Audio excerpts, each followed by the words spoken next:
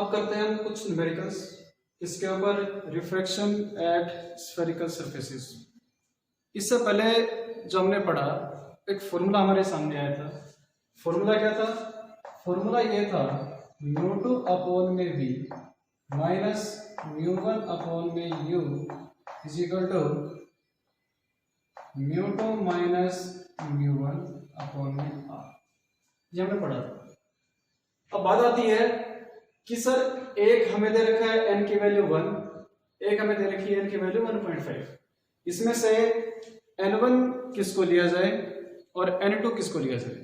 तो हमने क्या पढ़ा? यही पढ़ा था हमने कि जहां से रे जा रही है यानी जहां पहुंच रही है वो हो गया मीडियम 2, जिससे वो जा रही है वो हो गया मीडियम 1। तो यहां ऑब्जेक्ट रखा हमने, यहां पर ये हो गया ऑब्जेक्ट। इस ऑब्जेक्ट से रे ऑफ लाइट जाएगी इस तरीके से, तो यहां से जा रही है, तो ये हमारे पास कैसा हो गया? Refractive index 1। किस में जा रही है? इस मीडियम में जा रही है, तो ये हो गया हमारे पास refractive index 2।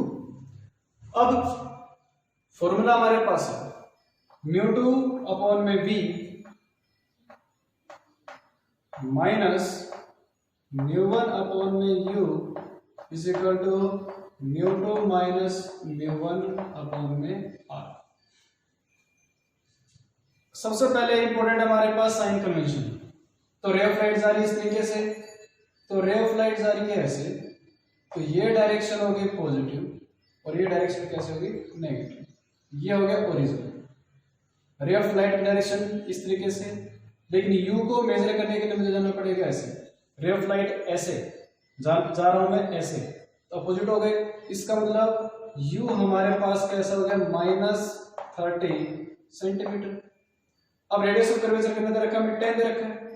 Radius of curvature मतलब इसको मैं कंप्लीट करूंगा तो स्फीयर बनेगा, तो यहाँ पे हमारे पास रेडियस ऑफ कर्वेचर हो जाएगा। रे ऑफ लाइट कैसी है? ऐसी। इसको मेजर करने के लिए आगे जाना पड़ेगा, तो ये हमारे पास r की वैल्यू कैसे आ रही है? +10 सेंटीमीटर। अब करना क्या है? इसमें फॉर्मूला इंपुट करना है वैल्यू। μ2 कितना है यहाँ पर? μ2 हमारे पास है 1.5 और μ1 हमारे पास हो गया 1। वैल्यू पुट करेंगे हम, तो μ2 हो गया 1.5, v कितना है निकालना है, माइनस μ1 हो गया हमारे पास 1, u कितना हो गया -30। मैंने कहा था साइन के साथ इनको पुट करना है, is equal to 1.5 minus 1 upon में r की वैल्यू होगी 10। ये वैल्यू हो गया 1.5 अपॉन में v plus 1 upon 30 is equal to 0.5 upon में 10। इसको क्या लिख सकता हूं मैं? 5 अपॉन 100। इसको क्या लिख दिया मैंने? 1 अपॉन में 2। तो 1.5 अपॉन में v is equal to 1 upon 20 minus 1 upon में 30। 1.5 अपॉन में v is equal to LCM आ गया 60, 3 माइनस 2। तो यहां से वैल्यू हमारे पास आ गई 1.5 अपॉन में v is equal to 1 upon 60। v चाहिए कितना हो गया? 1.5 इंटू में 60, तो यहां से v की वैल्यू कितनी आ गई? 15 अपॉन में 10 इंटू 60 कितना आ गया? v की वैल्यू हमारे +90 सेंटीमीटर। प्लस साइन आया यहाँ पर। प्लस साइन का मतलब क्या हो गया? जो इमेज बनेगी वो इमेज भी हमारे पास इस डायरेक्शन में बनेगी और कहाँ जाकर बनेगी? इस ओरिजिन से 90 सेंटीमीटर दूर बनेगी। ये हमारे पास क्या हो गया? इमेज की पोजीशन कि इमेज कहाँ बनेगी। अब इस पार्ट में देखिए, इस पार्ट में रे ऑफ लाइट आ रही है इस तरीके से। इसका मतलब क्या हो गया? लाइट हमारे पास कन्वर्जिंग, और कन्वर्जिंग का मतलब क्या हो गया?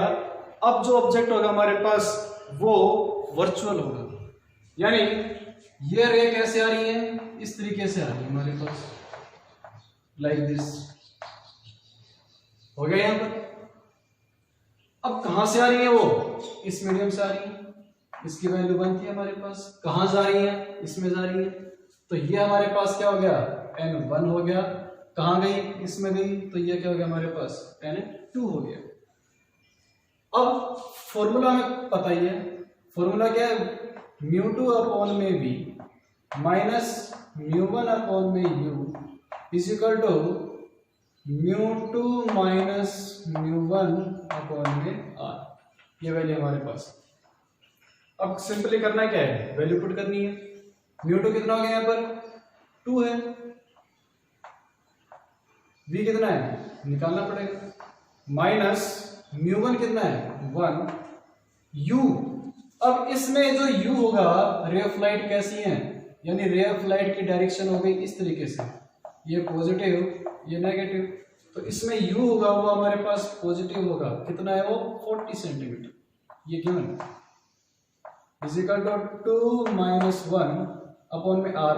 r कैसा है, इसको जब हमने कंप्लीट किया तो r यहाँ कहीं बनेगा, तो रे ऑफ लाइट भी इधर ही है, तो ये हमारे पास वैल्यू कितनी होगी 10 होगी, तो ये वैल्यू होगी हमारे पास 2 अपॉन में v minus 1 upon 40 is equal to 1 upon में 10, इधर ले जाएंगे 1 अपॉन 40 को, 2 अपॉन में v इज इक्वल टू हमारे पास आ गया 1 अपॉन 10 प्लस 1 अपॉन में 40, तो 2 अपॉन में v is equal to LCM कितना आ गया 40 आ गया, तो ये कितना आ गया हमारे पास 4 प्लस 1, तो 2 अपॉन में v is equal to 5 upon में 40, v निकालना है तो कितना हो गया 40 इंटू में 2 अपॉन में 5, कैंसिल आउट हो गया, तो यहाँ से हमारे पास जो v की वैल्यू आ गई वो कितनी आ गई 16 सेंटीमीटर, यानी यहाँ जो v मिलेगा हमें उसकी वैल्यू आ रही प्लस में, तो प्लस में आने का मतलब क्या हो गया,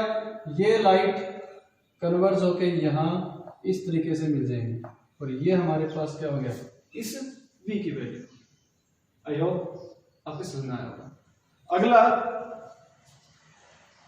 नेक्स्ट क्वेश्चन अगर हम लें, क्वेश्चन में क्या कहा है, अब हमारे पास है स्फीयर, एक स्फीयर है बेटे इस तरीके से, और एक ऑब्जेक्ट यहां कहीं रखी हुई है, उस ऑब्जेक्ट का डिस्टेंस हमारे पास दे रखा है 30 सेंटीमीटर, अगेन कितना ये 30 सेंटीमीटर, और इसका रेडियस ऑफ कर्वेचर हमें दे रखा है 10 सेंटीमीटर, 10 हो गया। इसका जो रिफ्रैक्टिव इंडेक्स दे रखा है वो हमें दे रखा है 1.5, 10 दे रखा है 1.5, और इसकी वैल्यू होगी हमारे पास 1, और बाहर भी क्या हो जाएगा।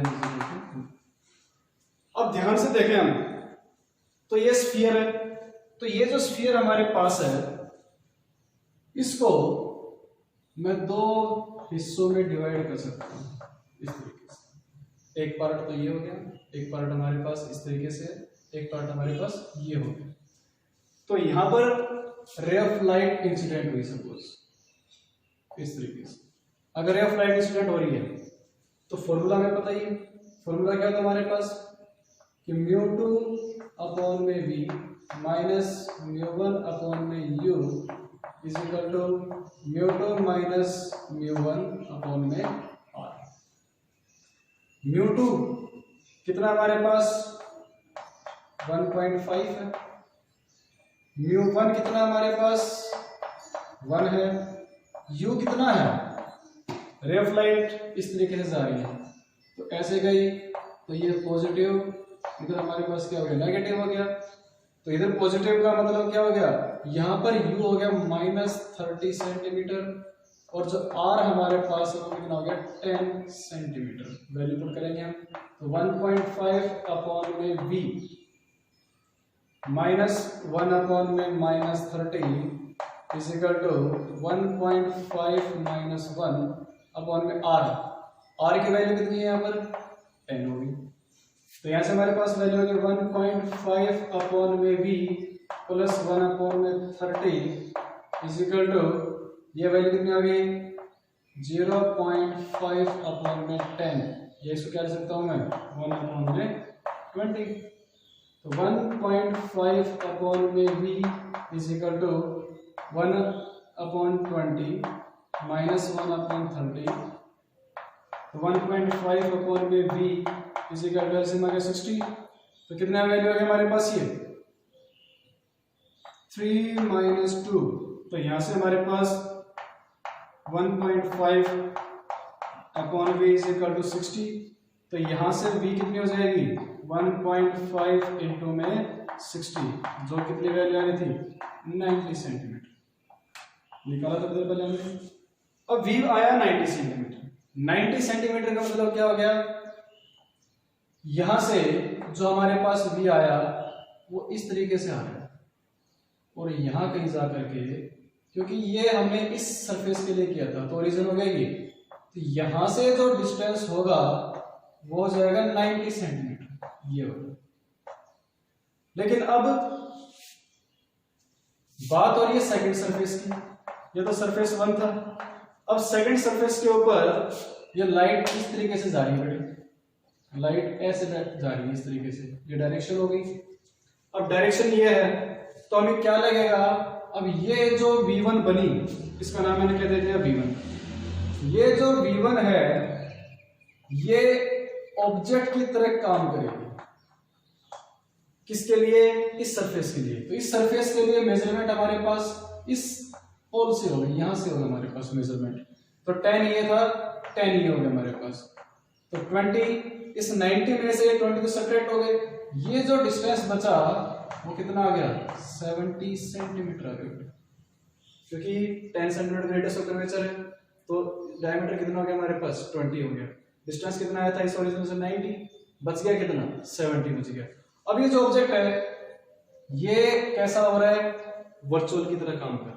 तो इस केस में अब रे ऑफ लाइट यहां से आ रही है, तो अब ये वाला n1 का काम करेगा और ये बाहर n2 का काम करेगा। याद रखना इस बात को।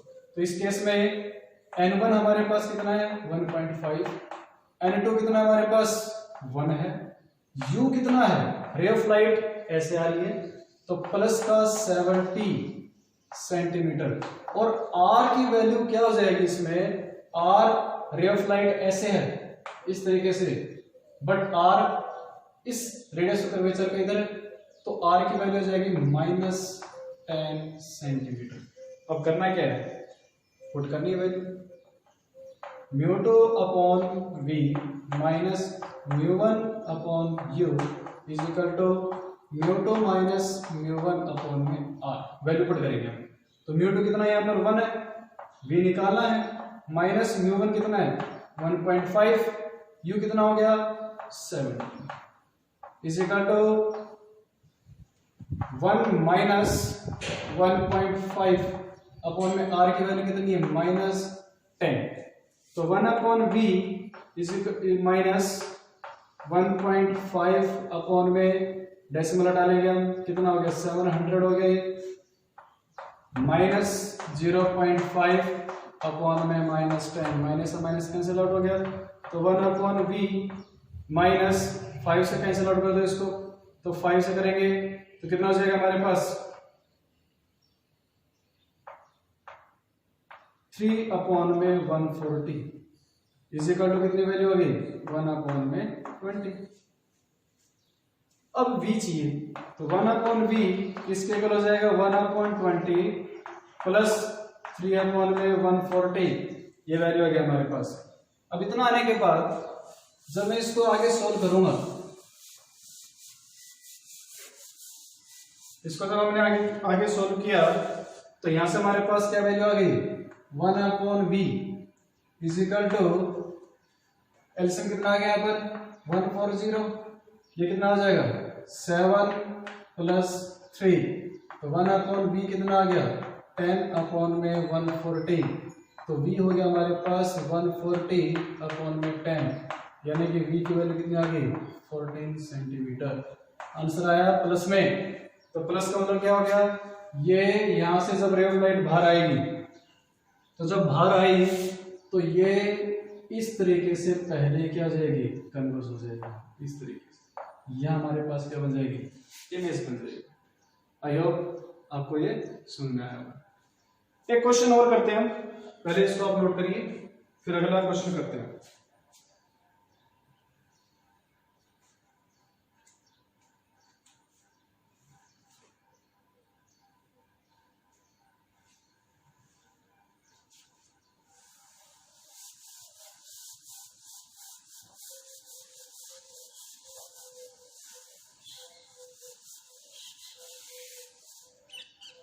एक क्वेश्चन दे रखा हमने कि इस तरीके से हमारे पास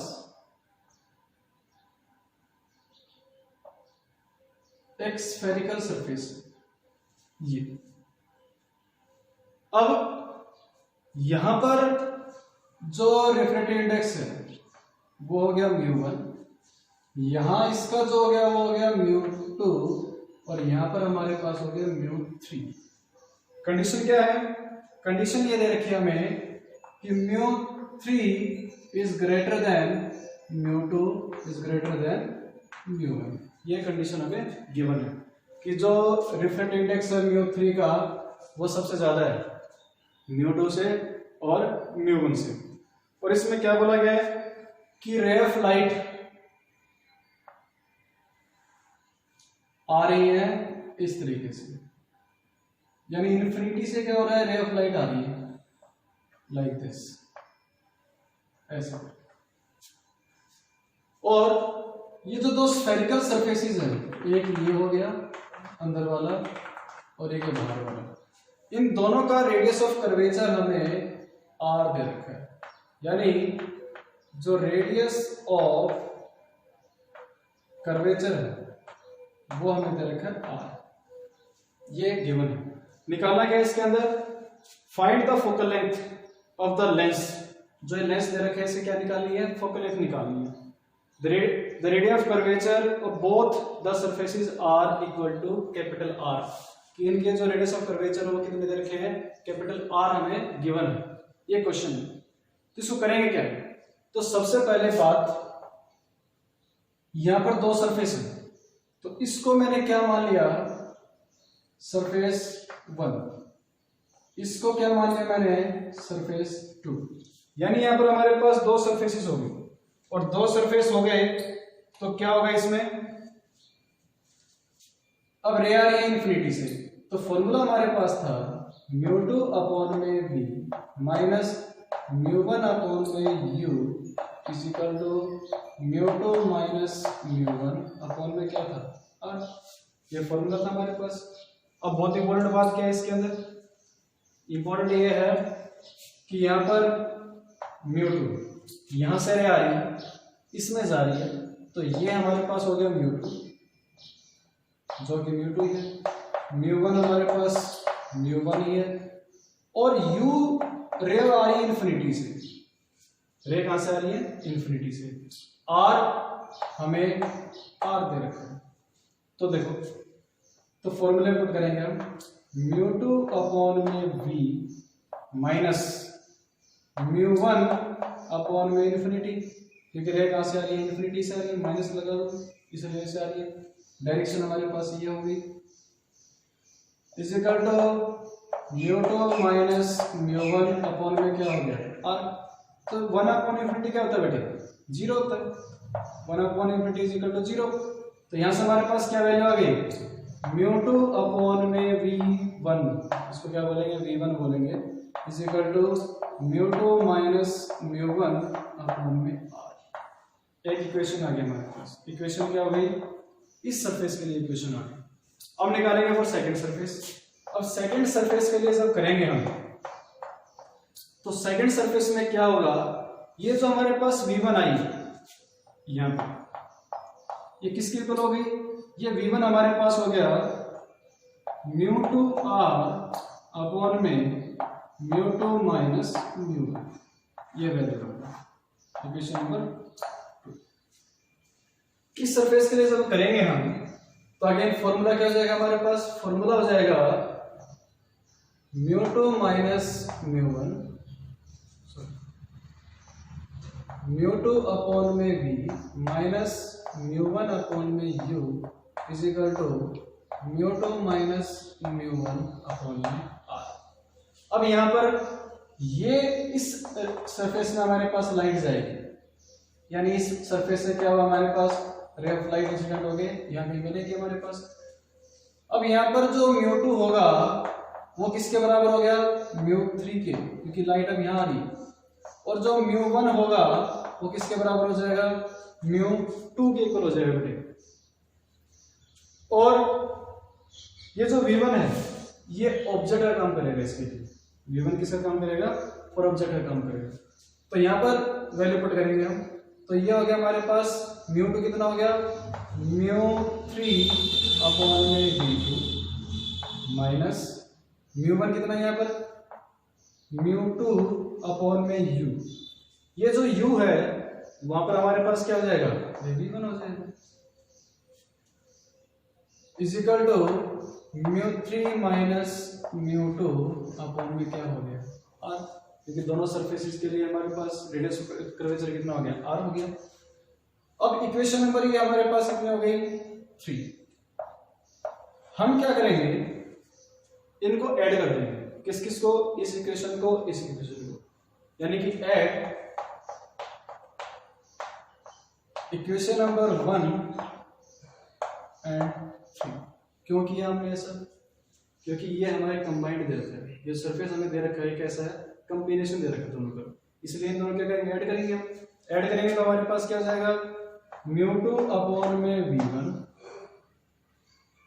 प्लस μ3 अपॉन में v2 माइनस μ2 अपॉन में v1 is equal to μ2 minus μ1 upon में r प्लस μ3 माइनस μ2 अपॉन में, यानी कि इक्वल के इधर वाले एक साथ ऐड हो गए, इक्वल के इधर वाले एक साथ ऐड हो गए, तो यहाँ से हमारे पास ये वैल्यू कैंसिल आउट हो गई। तो μ3 अपॉन में v2 किसके इक्वल हो गया, एलसीएम आ गया r, तो यहाँ से हमारे पास क्या आ गया, μ2 माइनस μ1 प्लस μ3 माइनस μ2, ये वैल्यू है हमारे पास। इस μ2 से μ2 कैंसिल आउट हो गया, तो μ3 अपॉन में v2 इज इक्वल टू हमारे पास क्या वैल्यू आ गई, μ3 माइनस μ1 अपॉन में r, v चाहिए, तो v के लिए हमारे पास क्या हो जाएगा, v इज इक्वल टू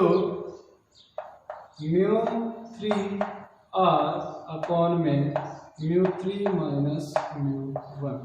ये जो इमेज बनी ये हमारे पास क्या हो जाएगी, अब रे ऑफ लाइट है वो कन्वर्ज होकर कहाँ मिल रही है, इस v2 के ऊपर मिल रही है, और रेज कैसी है, पैरेलल है, तो पैरेलल कहाँ बनती है, हमेशा फोकस के ऊपर, तो ये जो डिस्टेंस आया ये कहलाएगा हमारे पास फोकल लेंथ। यही क्वेश्चन में पूछा था कि भाई फोकल लेंथ निकालो जो हमें लेंस दे रखा है, तो हमारे पास आंसर होगा। आई होप आपको कुछ न्यूमेरिकल समझ में आए होंगे और जो कंसेप्ट कराया है वो समझ में आ गया होगा, और जो बाकी पढ़ेंगे हम वो नेक्स्ट लेक्चर में पढ़ेंगे। Thank you.